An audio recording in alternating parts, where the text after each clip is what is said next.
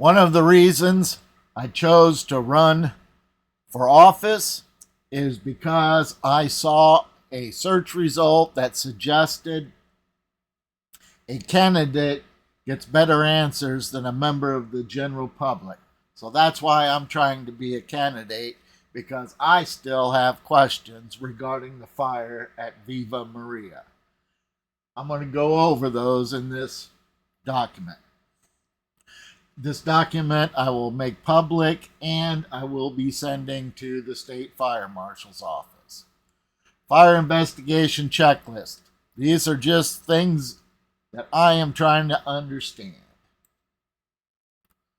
Why did Viva Maria on Facebook say the discovery of the fire involved a motion detector and not a smoke alarm?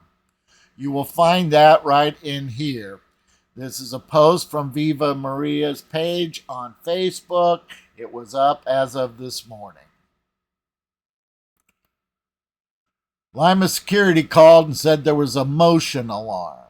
It happens sometimes, so we were wondering if we should go when she called again and said there's motion in front and glass breakage, so we asked her to call the police. Why is that odd?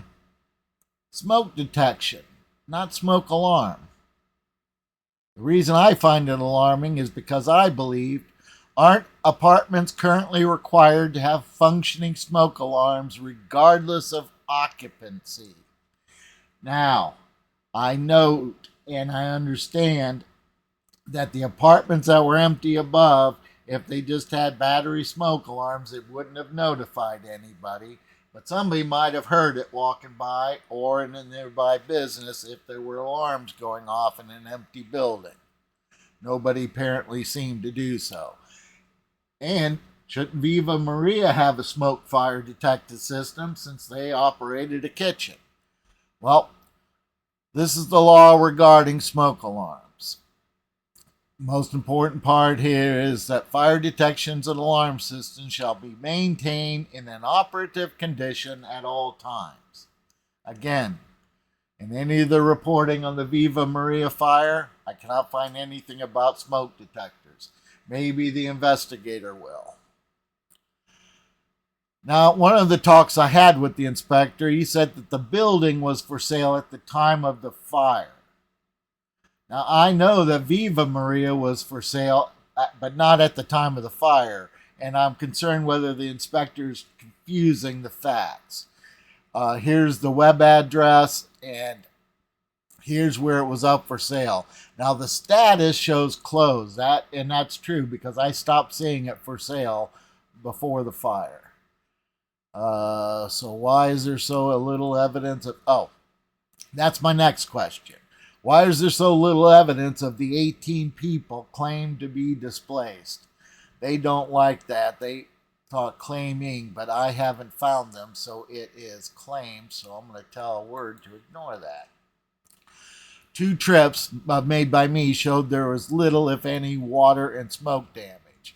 February 15th, I walked behind there to look for debris. This is my video up on Facebook. Now, I downloaded it in case I forget that it's there, and 30 days go by and they'll disconnect it. Now, when I first heard of the people being displaced, this was a walk to try to find where they lived. So that too has been downloaded, but you can go look at that video and see where 18 people were supposed to have lived. I haven't seen any debris of those 18 people. What I saw were some simple chairs, like outdoor chair furniture, maybe one table. And then I found the dumpster on my second trip, and that had like a recliner seat, but it was, I don't know, 4 foot by 3 foot, 4 foot deep, but it didn't have much room. Certainly not enough to hold the household items of 18 people.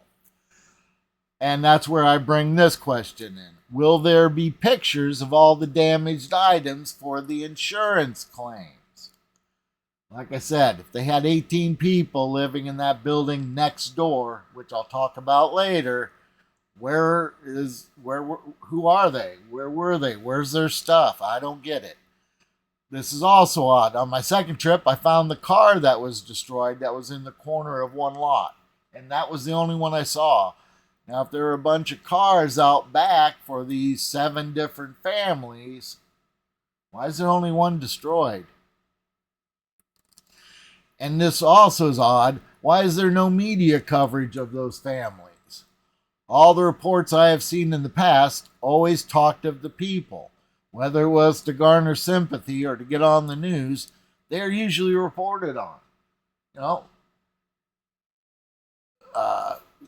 they're usually shown. It helps people to seek sympathy. In other words, they show the people that have been harmed so that people can help them. It's to show sympathy for charity.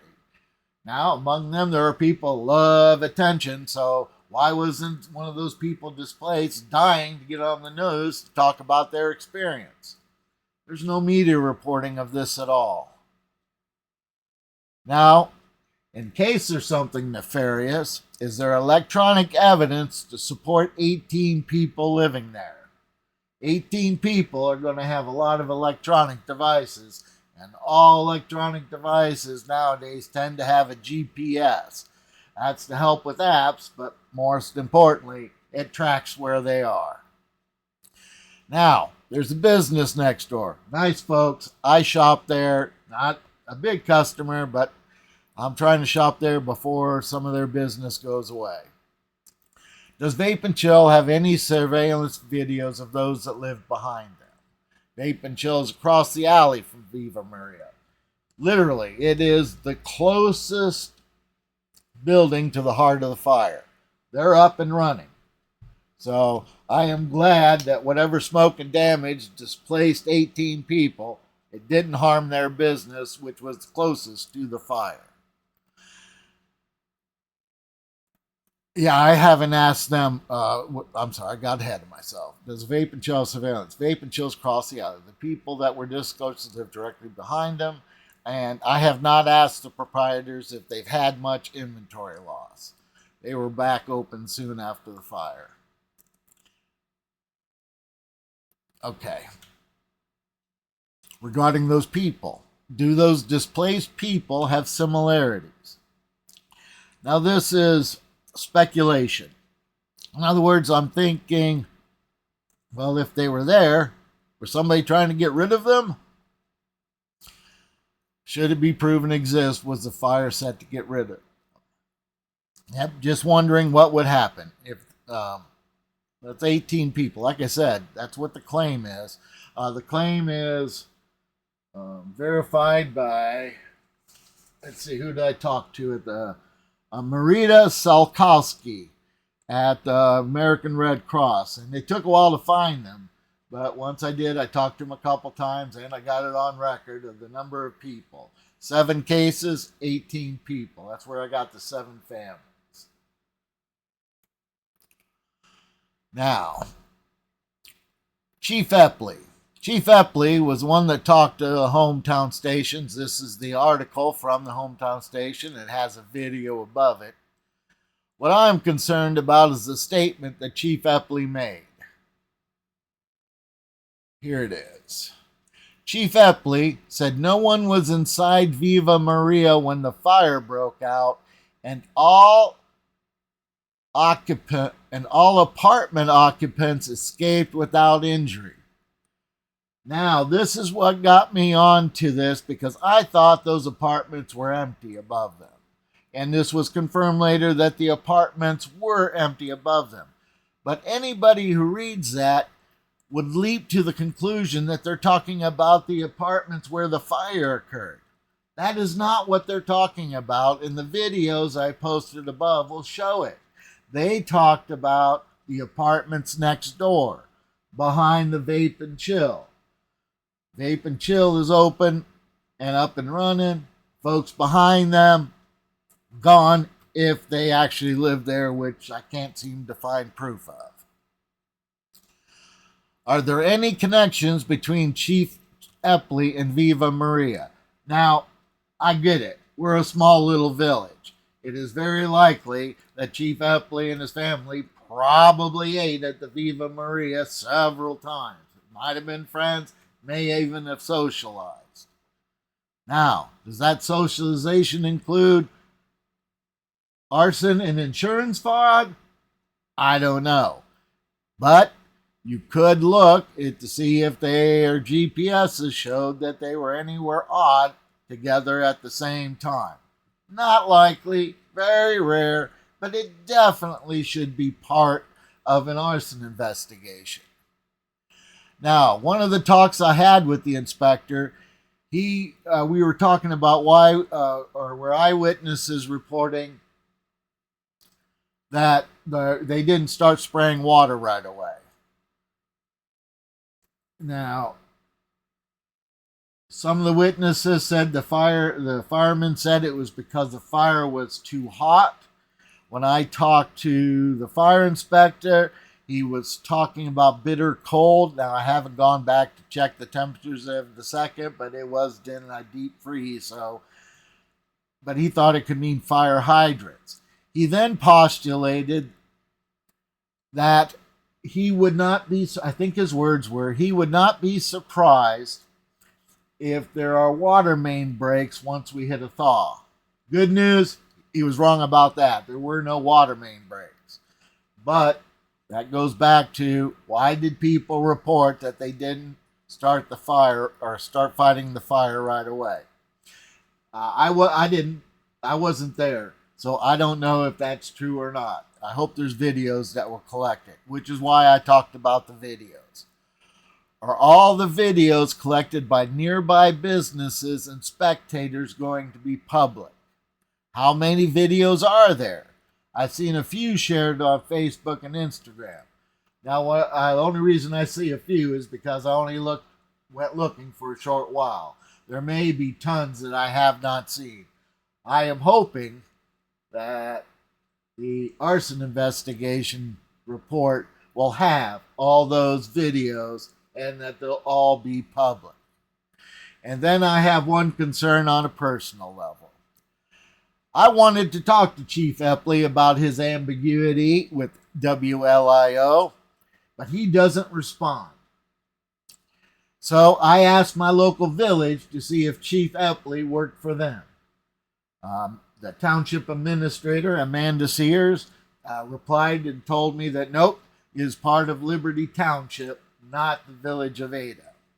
Now, I had a hiccup there when I went to look for Liberty Township. First one I found was way down south Ohio, and then the next one I found said Liberty Hancock County, and that was the wrong one, but they were so kind to help me with contact information for the Liberty Township, Hardin County. Well, Liberty, I asked them about Chief Epley and his ambiguity to WLIO TV station, hometown stations, Lima, and he still hasn't returned my call. So, I don't know what's going on with this fire. I am really hoping it's just a couple mistakes and just something got way out of hand. Or could be insurance fraud and arson. I hope I get answers. Do you?